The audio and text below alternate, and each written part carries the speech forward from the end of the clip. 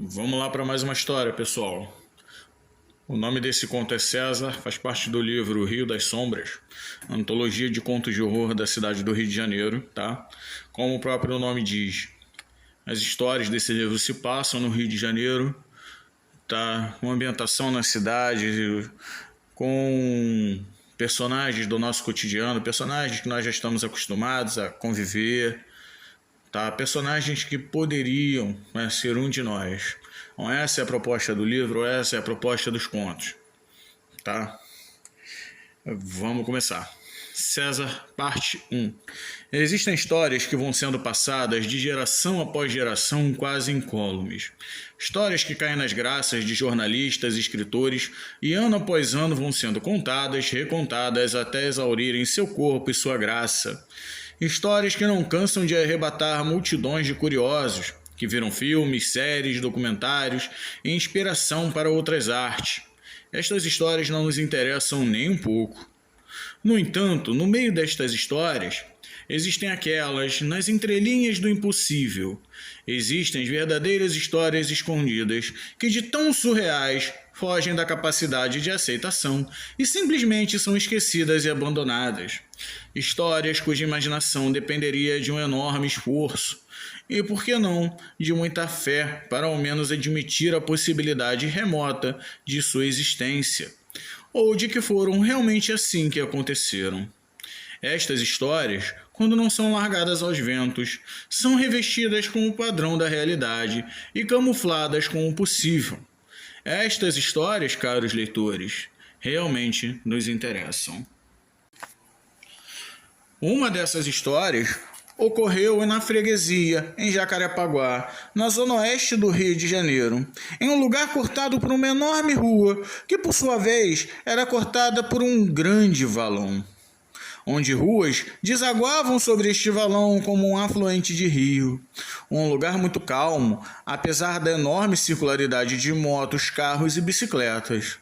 E era na esquina de uma dessas ruas que o garoto Rafael brincava com sua bola, apesar dos gritos ardidos de sua mãe, dada a hora adiantada da noite e o deserto da rua. Rafael brincava ali todas as noites, e os gritos de sua mãe já eram como uma rotina agradável, por isso sequer deu atenção, e só parou a bola quando viu um gato lindo vindo na sua direção, o rosto lindo de um siamês mestiço, convidando-o para uma breve carícia. Rafael, como toda criança, adorava animais e não resistia, mesmo sendo orientado a nunca mexer com criaturas desconhecidas. Mas aquele animal parecia estranhamente familiar, e Rafael não sabia dizer porquê. A atração parecia ser recíproca. O garoto abaixou e pôs a mão sobre o felino, que retribuiu com um leve ronronar. Olhou para a mancha negra como a noite em seu rosto, e olhos loiros vermelhos retribuíram por um instante este em que trevas caíram sobre o garoto, que, enfeitiçado pelo negro como estava, permaneceu imóvel. Seus pensamentos subitamente pararam, assim como seu corpo, dada a atração que aquela noite exercia em seus sentidos. Sentidos estes que também foram paralisados, um a um. Primeiro o paladar, depois o olfato, aí os sons já não sibilavam em seus ouvidos, os olhos já não podiam ver a luz, e por fim o tato cedeu, e Rafael caiu ali mesmo, naquele chão frio. Seus pais o acharam na posição onde estava caído. Os olhos abertos não esboçavam qualquer reação, assim como a boca aos gritos aterrorizados dos pais. Os bombeiros que o levaram diriam mais tarde nunca terem visto nada semelhante. Até poucos dias depois, quando outra criança, desta vez uma menina, foi achada em condições semelhantes às de Rafael. Os sinais vitais perfeitos, batimentos cardíacos, pressão arterial, tudo. Os médicos que o examinaram primeiro não conseguiam determinar a causa da paralisia, sem explicação, da criança saudável que brincava até poucas horas antes. Tampouco quais episódios teriam desencadeado tal processo. Vamos à parte 2 do conto. Leandro mexeu novamente na bolsa para ver se estava tudo certo. Fazia isso todas as manhãs antes de descer para a casa de baixo da irmã e ir para um de seus trabalhos. Esta hora, Ela já estava acordada dando comida para os gatos que amava e fazendo café cujo cheiro Leandro já sentia de sua casa em cima. Seu jovem sobrinho, de 4 anos, já estaria acordado àquela hora, aos pés da mãe. Leandro beijou carinhosamente a irmã e saiu de casa. Enfermeiro há 10 anos, completava a renda havia 1 ano, cuidando de um jovem rapaz que morava a alguns quarteirões de sua casa. Rafael sentava-se em uma cadeira com cintos de segurança na varanda quando o enfermeiro chegou. Não esboçou reação alguma ao vê-lo, o que era normal, visto que há mais de 1 ano não esboçava reação nenhuma, nem reconhecia pessoa alguma. Leandro, mais uma vez, sentou-se ao seu lado e conversou com o rapaz. Aquilo definitivamente o intrigava muito.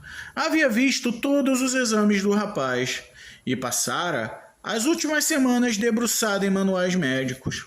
Os sintomas de Rafael se assemelhavam muito ao estado de consciência mínima, e esse havia sido o diagnóstico da maioria dos especialistas que trataram seu caso, mesmo sem muita certeza. Ciclos de sono e vigília, falta de interação com o ambiente, comportamento e espasmos reflexivos, tudo apontava para o caso, mas o enfermeiro não se conformava. O rapaz parecia reconhecê-lo às vezes sorria de modo estranho e inquietante para uma criança nessas condições. E outra coisa, não havia sinais nos depoimentos que a família lhe dera sobre lesões cerebrais graves, como traumatismo crânioencefálico ou acidente vascular cerebral, ou, por exemplo, falta de oxigênio também. Como alertavam os manuais médicos para as causas que levavam a essas condições. Ele pediu à família imagens da câmera de segurança de um vizinho do momento em que o menino passou mal. A família por um momento negou, mas depois resolveu mostrar-lhe. A mãe havia enviado o filme para o seu celular, que agora Leandro segurava nas mãos. Eles disseram que não havia nada ali. Mas mesmo assim, a curiosidade do cuidador falava mais alto. Com Rafa a seu lado, abriu o vídeo no celular e novamente as imagens mostraram o menino brincando, quando agachou por 2 segundos para olhar o gato e pronto. Mas espera, pensou Leandro, conheço esse gato. Era o gato de sua irmã, pensou. E pensou também, o que estaria fazendo ali 1 hora daquelas da noite, já que ela não deixaria nunca aquele bicho sair de casa. Um sentimento estranho subiu-lhe a espinha, e isso não era nada bom. Leandro olhou novamente para o garoto e pôde notar uma ponta de tristeza subir-lhe. Por algum motivo tinha se apegado ao jovem paciente, indefeso, prostrado ali. O rapaz poderia facilmente ter sido seu filho, se tivesse tido um. Raramente isso acontecia com ele. Não gostava de misturar sentimentos pessoais com o trabalho, mas sabia que era humano e aquela sensação era no mínimo tocante. Tão logo se deu conta da própria amabilidade e se jogou da cadeira para trás, atônito, pois na sua frente Rafael se levantava rigidamente da cadeira e olhava para ele. Puta que o pariu, conseguiu dizer Leandro. Rafael, é você? Não sou o garoto, mas posso devolvê-lo. E sim, a criatura que você viu era eu. Meu Deus do céu, um demônio! Não um demônio, algo superior, disse a voz rouca e disforme que saía da criança que quase levitava. Não tenho muito tempo neste corpo. Preciso de ajuda. Me ajude e te entrego a criança, como era antes de me encontrar. Quem é você, então? O medo já havia diminuído em Leandro, que agora pensava que era um sonho. Sou o que se alimenta. Mas, por enquanto, me chame de César. Se alimenta do quê? Quis saber Leandro. Do que vocês chamariam de alma. A consciência primordial. Mas chega de interromper, humano. Já disse que não tenho tempo? Vociferou a criatura. Vou expor minha proposta. Preciso que encontre alguém para mim. O outro que se alimenta. Um santo.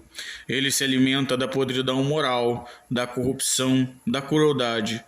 E eu, da inocência. da honra e da ingenuidade. Assim mantemos o equilíbrio no mundo. Eu sou eterno, mas o santo encarna a cada geração, junto com uma alma que devo devorar para libertá-lo. No entanto, já não reencarna 30 gerações e estou ficando sem alimento. Basta olhar como o mundo está.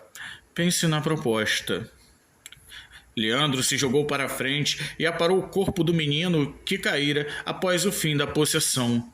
Ajeitou o rapaz novamente na cadeira. Seus batimentos estavam muito acelerados e a pressão muito alta. Medicou o menino e pensou que se a possessão prosseguisse mais alguns minutos, teria levado Rafael ao limite e a um ataque cardíaco. Mas aquilo não foi ou não poderia ser real, ou poderia. Leandro já viu aquelas coisas em filmes de Hollywood e em livros de fantasia, mas isso era um mundo real e ele não tinha a imaginação de um Ariano Suassuna. Olhou o relógio, seu turno com o garoto acabaria em breve, e saiu da casa convicto a procurar um psiquiatra na manhã seguinte. Vamos para a terceira parte do conto. Ele acordou na manhã seguinte, meio perturbado, e se preparou para descer para a casa de baixo de sua irmã.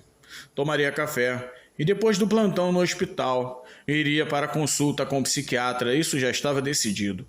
Sequer passou pela porta, quando na soleira o gato siamês de sua irmã o aguardava. Os seus pelos se arrepiaram e segurou um grito. Em um segundo, tudo foi envolto por uma enorme escuridão. Ainda podia sentir o chão sobre seus pés, mas não podia ver mais nada, apenas o gato e seus olhos loiro-avermelhados. A criatura tornou-se envolta em uma luz vermelha e asas demoníacas brotaram do lugar de suas orelhas. Chifres cresceram em sua testa e uma chama reluzente pairava de sua boca. Apesar do terror que cobria seu espírito, Leandro pensou na sua irmã e nos seus sobrinho. Como pôde eles terem vivido tanto tempo com aquilo? Não se preocupe, César nunca teve a intenção de lhes fazer mal. Aceita minha proposta, disse calmamente a esfinge. Aceito, disse. Leandro sabia que não tinha escolha, e na verdade nem sabia se aquilo era real. Foda-se, pensou Leandro, se esse maldito consegue saber o que eu estou pensando, que escolha eu tenho? A escuridão, então, se dissolveu como mágica e Leandro encarou firmemente o gato, mas em sua mente uma imagem permanecia. A criatura a tinha inserido lá, o rosto de uma senhora na casa dos seus 50 anos. Ele a conhecia bem, do seu passado. Mas dane-se, correu para o andar de baixo e viu sua irmã na sala assistindo TV. O sobrinho brincava em algum lugar. A insanidade definitivamente tomou conta de Leandro, pois foi na cozinha e pegou a maior faca que encontrou. Achou o gato no quarto da criança, com ela sobre a cama, e pulou quase apunhalando firme o gato, mas acertando o colchão. O gato pulou. Sem se preocupar com o garoto, que agora gritava, virou-se na direção da porta para ver sua irmã com olhos esbugalhados. Letícia não pensou duas vezes e se atirou contra o irmão, agarrando-o e o jogando no chão, não se sabe com que força. "O que é isso?" gritou ela. "Ele", falou Leandro apontando para o gato. "Ele é um demônio, não sei como explicar, mas aquela coisa ali não é normal, Letícia." "Você enlouqueceu, porra!" gritou ela mais alto, enquanto pegava o filho e o colocava atrás do seu corpo. Andou devagar até onde o gato estava e o protegeu também. "Não é isso que você está pensando, Letícia. Ou sei lá, eu vou matar esse filho da puta." Leandro levantou com um só pulo, pegando a faca que caiu no chão para apunhalar o gato, que subitamente pulou para o colo de Letícia. Ela conseguiu desviar por milímetros, apesar da loucura que tomara conta de seu irmão mais velho. Leandro girou o corpo e estocou novamente, mirando o gato, que pulou se emaranhando em seus pés. Na confusão, ele tropeçou no gato, caindo em cima de sua irmã, que dessa vez não conseguiu desviar e terminou com a faca perfurada no coração. Leandro levantou-se, a adrenalina saindo pelos olhos, o sobrinho gritando na soleira da porta e o gato havia sumido. Mas o corpo agonizante, já quase sem vida, de sua irmã estava no chão, embebido em sangue. Não sabia se gritava ou chorava, então fez os dois. Caiu sobre o corpo da irmã, desconsolado, sem saber o que fazer. Nada em seus anos de enfermagem o preparou para aquilo. Seus gritos chamaram rapidamente a atenção dos vizinhos. Sabia disso. Imediatamente levantou-se sujo de sangue, foi até a sala e pegou o sobrinho desesperado, à força, junto com um punhado de roupas. Colocou a roupa de trabalho do hospital para chamar menos a atenção e limpou rapidamente o sangue do corpo. Levou o menino até a sala de uma vizinha, tocou várias vezes a campainha e fugiu. Bom, vamos agora à parte 4 do conto. Andava desnorteado pela rua fazia 4 horas. Ora se convencia que foi um acidente, ora que foi o verdadeiro culpado. Fato era que sua irmã estava morta e seu sobrinho órfão. Para piorar, o tio provavelmente ficaria encarcerado por muito tempo e certamente não sobreviveria a uma temporada na prisão. Talvez nem fosse para a prisão, talvez passasse o resto de seus dias trancado em um hospital psiquiátrico, pois se não estava realmente louco, quem iria acreditar que um gato Beelzebub causara aquilo tudo? Pensou no gato, ele era a razão daquela merda toda, fruto ou não de uma imaginação fértil, que nem sabia que tinha, era o gato responsável por aquela desgraça toda. Então que se dane, pensou Leandro, era só levar a velha para ele e aquilo tudo acabaria. Leandro refletiu por algum tempo e, muito a contragosto, tomou a decisão. Conhecia aquela pessoa e se dentro dela tinha algo bom que parasse aquele bichano, que fosse. Mas como convenceria ela a ir para lá? E como encontrar o gato? Essa hora, a polícia, e Deus sabe quem, deveria estar por ali. Depois de alguns dias andando pela rua, dormindo em praças e em bancos, o plano era simples. Conhecia a rotina de Rafael e ele iria ao médico dali a um dia, bem de madrugada. Então, Leandro se esgueirou pelas ruas e esperou que seus pais pusessem o garoto no carro. Quando isso aconteceu, interveio.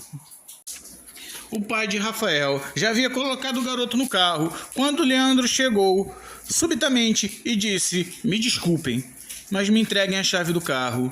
"Que isso, Leandro?" disse o pai assustado. "A chave", disse Leandro empunhando a faca enferrujada de sangue. "Ou mato você aqui mesmo. Joga no chão." Óbvio que era um blefe. Leandro não tinha intenção de fazer mal a mais ninguém, pelo menos não até a morte, mas era necessário. Quando o jovem pai do rapaz fez o que ele pediu, ele entrou no carro e saiu com o garoto no banco traseiro. A polícia em minutos estaria atrás dele, mas não era um criminoso e, apesar do tempo, foi o melhor que conseguiu fazer. "Meu filho!" gritou o pai desesperado. "Por favor, rapaz, deixa eu pegar meu filho." "Sinto muito, mas seu filho vai comigo. Preciso conversar um pouco com ele." Leandro foi embora, deixando o pai desesperado e atônito atrás de si. Rafael estava preso em uma cadeira especial no banco de trás e, como sempre, não esboçava reação alguma, mas não foi para ele que Leandro se dirigiu. "Você está aí, demônio desgraçado? Você tirou tudo de mim, então vou te dar o que você quer." Nenhuma voz pôde ser ouvida. Ou esse desgraçado não estava ali, ou estava fazendo jogo duro. "Ah, que se foda!" pensou. A secretaria da igreja abria cedo no domingo. Aquela hora estava vazia ainda e nenhum movimento pôde ser detectado, apenas o de um senhor que trabalhava ali como zelador.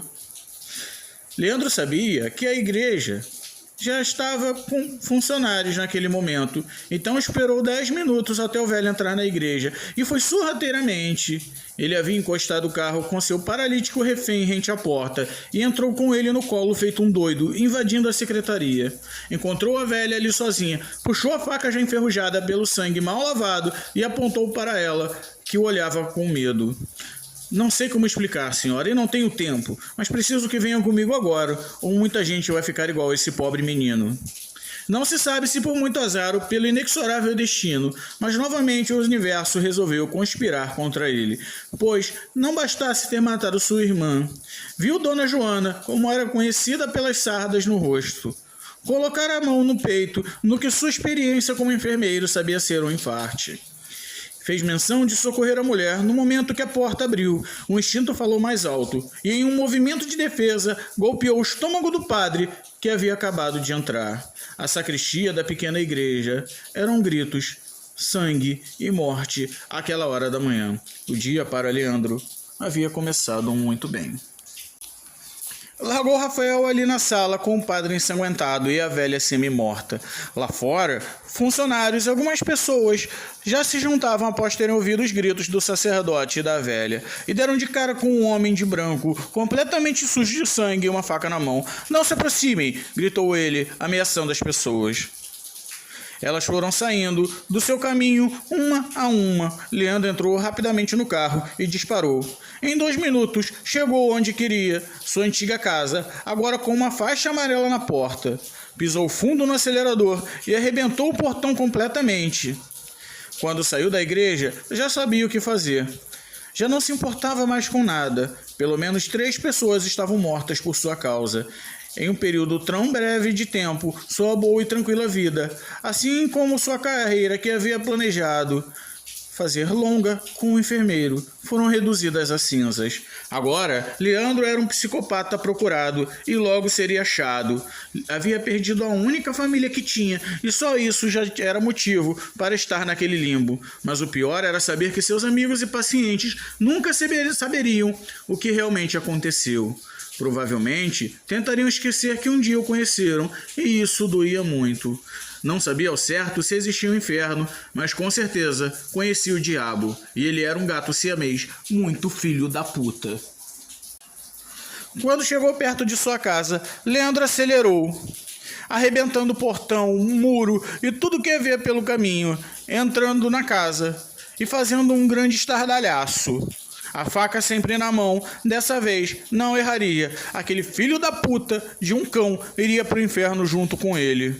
Saiu do carro cambaleando devido à batida. Encontrou a criatura na sala. Seus olhares se cruzaram, seus olhos castanhos e os loiros avermelhados de César. Incrível. De todos os humanos que dei esta mesma missão ao longo dos séculos, você é o único que falha. E eu achei que era o caos.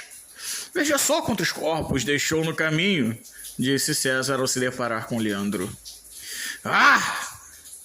Leandro não falou nada, apenas golpeou a esmo de um lado para o outro. Cadê você, seu chifrudo de merda? Aparece na minha frente. O demônio se esgueirava e sorria.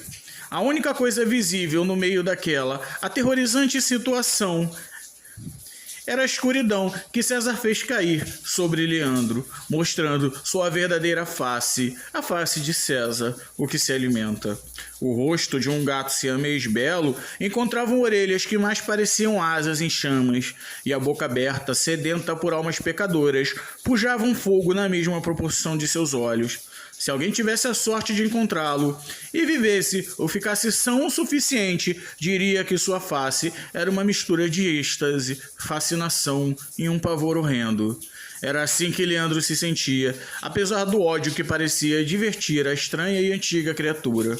No entanto, a diversão acabou e César abriu a boca, projetando os dentes como um tubarão ante sua caça. Leandro recuou na escuridão abissal, uma escuridão que parecia outro mundo, mas que era sua casa, projetada pela criatura, capaz de fazer parar o tempo e alterar a realidade. Garras surgiram dessa escuridão e agarraram o corpo de Leandro, impedindo-o de se mover. Novas patas surgiram e subiram pelo seu corpo, paralisando-o, enquanto a criatura disse: "Sabe, não posso me alimentar totalmente de você. Existe maldade em você, mas você também possui muita honra. E isso é bom. Como eu sei disso? Pelas vezes que acreditou que poderia me matar para proteger o garoto e sua própria família. Mas existe algo que posso fazer e que não é da minha natureza. Não costumo fazer isso, mas farei mesmo assim." As garras felinas voltaram a se mover e entraram primeiro em sua boca, rasgando completamente sua língua de uma ponta à outra, de um lado ao outro, restando apenas uma massa de carne inchada e esponjosa de muco e sangue. A dor era excruciante, embora não conseguisse se mexer. Leandro se retorcia feito uma cobra, com gritos cada vez mais e mais altos. O mais comum era que aquilo não o deixava desmaiar, apesar do suplício apavorante. A criatura fazia-o sofrer todos os momentos, fazia-o sentir cada ínfimo e macabro instante daquela dolorosa e horrorosa situação. Depois, as garras entraram em seu nariz e foram até as mucosas olfativas, removendo-as. Aí vieram as orelhas, as garras entraram, ouvido adentro, rasgando o tímpano e triturando os pequenos ossos responsáveis pela audição e pelo equilíbrio. Os olhos foram arrancados de uma vez só, deixando 2 buracos ensanguentados em seu rosto. Por fim, as garras se afastaram, mas antes que Leandro chegasse ao chão, elas o pegaram novamente pelo tronco e rasgaram e puxaram, rasgaram e puxaram, rasgaram e puxaram. Toda a pele e todas as terminações nervosas foram removidas. César, tendo apreciado sua arte, fez Leandro levantar-se como por marionete e no seu cérebro, num jogo telepático, o fez ver aquilo que se tornara. Bom, caro ouvinte e futuro leitor, se você chegou até aqui, muito obrigado.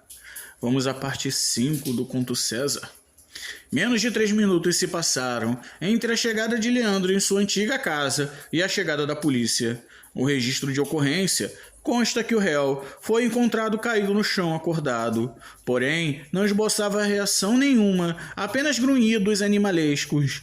A faca com a qual o réu havia praticado os crimes imputados a ele se encontrava ao lado de seu corpo. Depois dos primeiros socorros, Leandro foi levado de ambulância para exame de corpo de delito, cujo diagnóstico foi esquizofrenia. Esquizofrenia levando a um quadro de semi-inconsciência, semelhante ao do garoto Rafael. Rafael, que por sinal havia sido encontrado ileso na secretaria da antiga igreja. Os médicos mais uma vez ficaram surpresos com o caso e mais uma vez não acharam respostas significativas e conclusivas. Seu corpo parecia não ter sinais de concussão ou nada fora do comum. As investigações concluíram que ele havia sido o único responsável pelas mortes de Letícia Amorim, Joana Chaves e Padre Cláudio da Silva, além das agressões dos pais do garoto e de seu sequestro, e que estivera sob seu cuidado até dias antes. No entanto, foi considerado incapaz de responder judicialmente por seus atos e que os mesmos foram caracterizados por um quadro de insanidade mental. Não possuindo condições psicológicas para estar junto aos presos comuns, Leandro foi enviado para o hospital de custódia e tratamento em Bangu, onde permaneceria indefinidamente. Vamos então ao prólogo do conto César. Dias depois, os jornais se debruçaram feito moscas varejeiras no aparente surto psicótico do jovem enfermeiro carioca. Leandro estampou jornais e revistas, permaneceu por 3 semanas como o assunto mais comentado no Twitter e no Facebook. Apareceu no YouTube e o apelido de monstro da freguesia jamais saiu das mentes dos moradores do bairro, que dia após dia comentavam e exauriam a própria capacidade de imaginação sobre o caso. Teorias da conspiração eram formadas diariamente sobre ele. Amigos e pessoas próximas começaram a cobrar por entrevistas com repórteres que queriam saber cada vez mais sobre o caso. As mais absurdas e insanas invenções eram criadas por estes próprios repórteres. Um chope no barzinho, de repente, revelava olhares estranhos e assuntos que ninguém havia antes percebido. O jeito com que Leandro fazia seu trabalho na enfermaria ou como trocava sua roupa, ou que como comia, tomava um ar nefando e estranho, como pistas das desgraças que estariam por vir. No entanto, de todos os relatos, o mais absurdo e, por ironia, o mais verdadeiro, vinha de um amigo de trabalho, que, sedento por mais detalhes que lhe renderia algum dinheiro na internet, foi o único que tentou visitá-lo em Jericinó. Diria o amigo que, apesar das tentativas, não pôde ter acesso a Leandro, mas que ouviu coisas muito estranhas dos funcionários. Segundo estes, Leandro permaneceu o tempo todo em uma cadeira de rodas, e apesar de ter olhos, parecia nada enxergar, apesar de ter ouvidos, nada ouvir. Seus grunhidos ao longo dos dias, deram lugar a gritos cada vez mais altos e incompreensíveis. Enquanto gritava, Leandro se sacudia violentamente, não sendo parado sequer pelos remédios mais fortes. Por fim, teve que ser isolado na sala mais fechada do local e à prova de som, pois seus gritos causavam medo e rebuliço entre os pacientes.